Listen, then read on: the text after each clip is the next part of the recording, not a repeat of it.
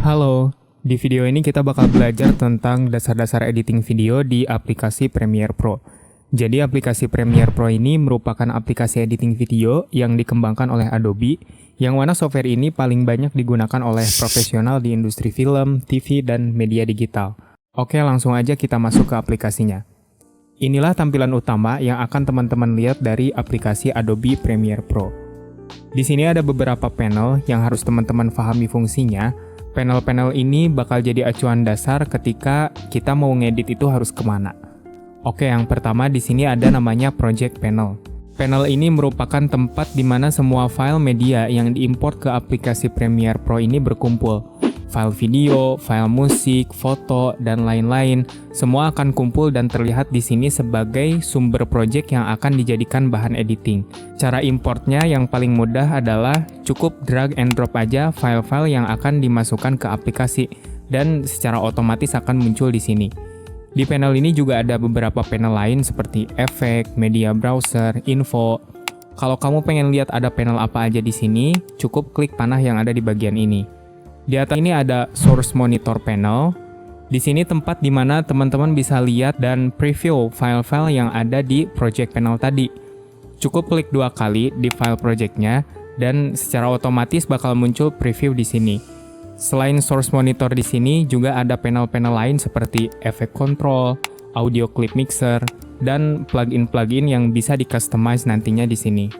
Lanjut ke bagian bawah, di sini ada panel Timeline. Panel ini merupakan tempat di mana kalian melakukan editing dan menuangkan semua ide kreatif kalian di sini.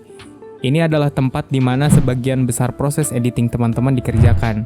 Cara masukinnya sama kayak tadi, cukup dengan drag and drop file yang akan kalian edit. Bisa langsung dari project panel, dari source monitor, atau dari folder luar secara langsung.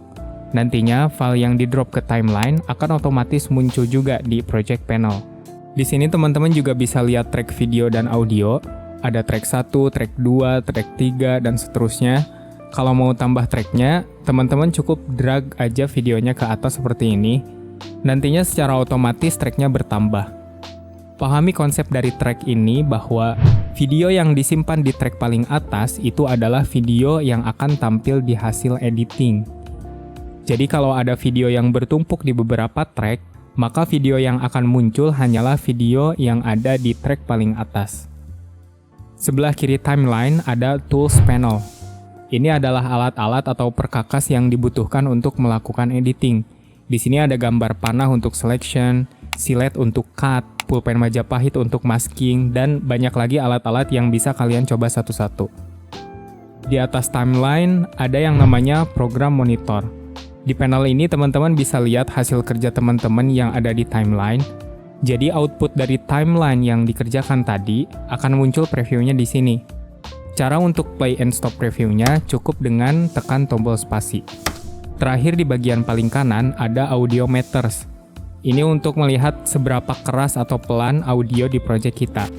Dari semua panel ini kita bisa analogikan secara sederhana panel-panel yang pentingnya. Di sini itu kayak gudang. Tempat di mana semua barang-barang mentah kita dikumpulin. Di sini ada jendela, di mana kalian bisa lihat isi barang-barang kalian yang ada di gudang. Kalau ini ruang kerja tempat kalian menghabiskan waktu paling banyak untuk menciptakan suatu karya.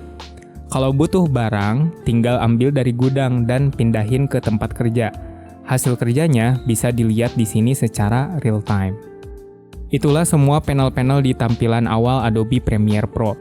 Panel-panel ini bisa di-customize sesuai sama apa yang teman-teman butuhkan.